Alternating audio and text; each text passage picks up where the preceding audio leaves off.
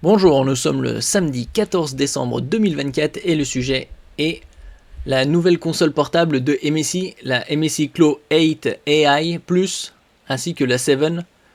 8 et 7 c'est pour la taille d'écran, et AI, Artificial Intelligence, puisque la différence entre la première console portable de MSI, la Claw qui est sortie au début de l'année, elle était sous CPU Intel, alors que les nouvelles, elles sont également sous CPU Intel, mais Core Ultra, qui possède une partie NPU pour Neural Processing Unit chargée de l'intelligence artificielle.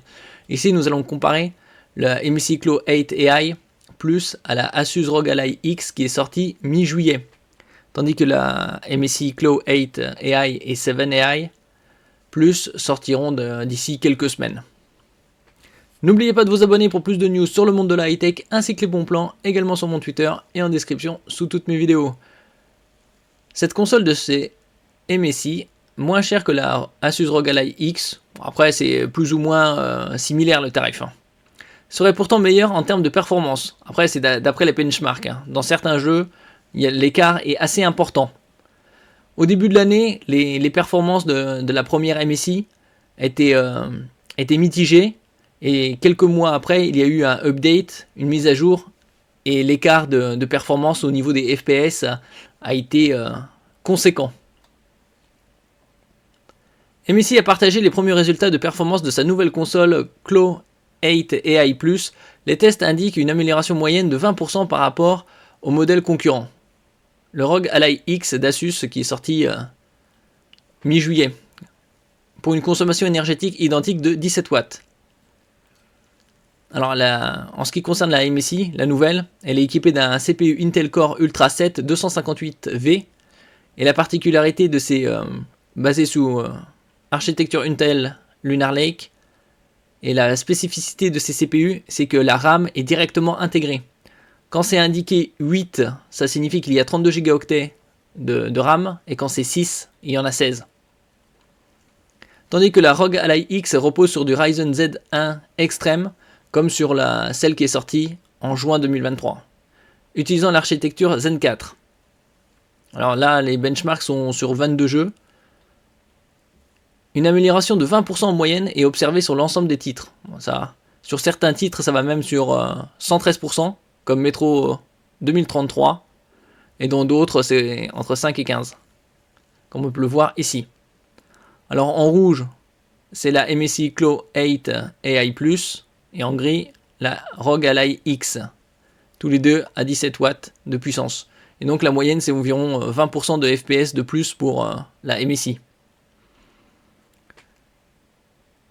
Ici sur BioShock Infinite, on a 125 FPS pour ROG, 161 pour MSI.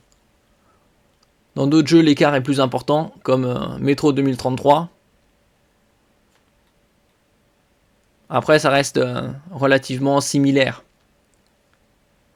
Par exemple, Hitman, 33 pour ROG, 44 pour MSI. Tous les deux ont des écrans des 120 Hz. Donc tout ce qui est en dessous de 60 FPS, c'est pas terrible.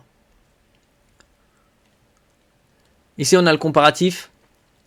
À gauche, MSI, à droite, ROG.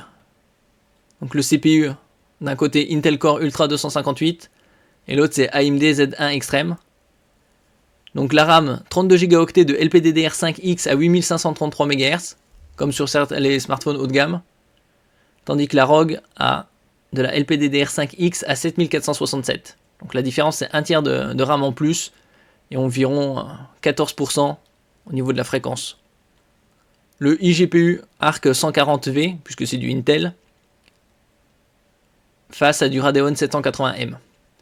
Il y aura prochainement, dans quelques mois, des consoles portables avec les nouveaux Ryzen AI 370, 365 ayant des Radeon 7 880M ou 890M.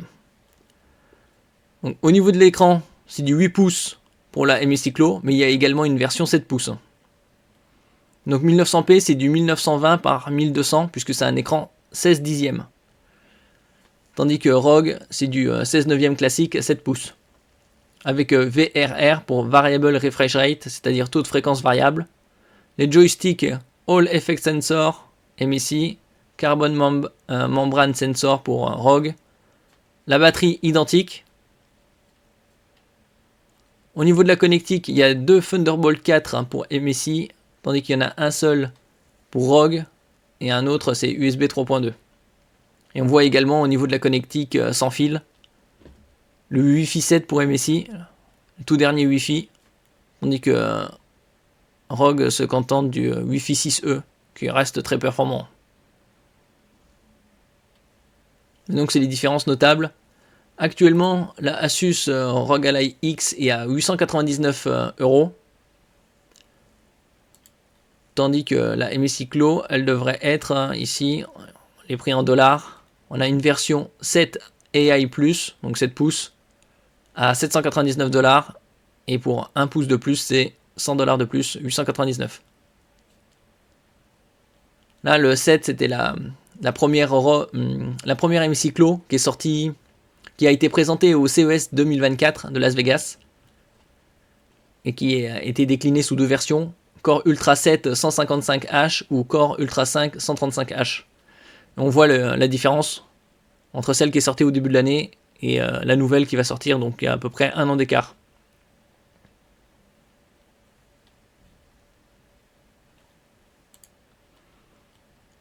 Au niveau de la ROG Ally, c'est du 7 pouces IPS, 16 neuvième classique, 2x12 watts, 2x12 gigaoctets de LPDDR5 et 1 teraoctet de SSD en PCI Express 4.0.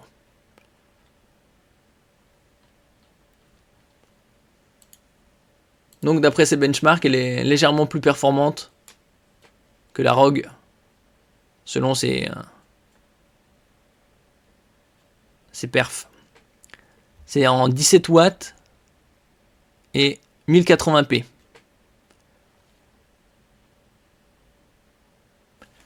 Merci pour votre écoute et à la prochaine.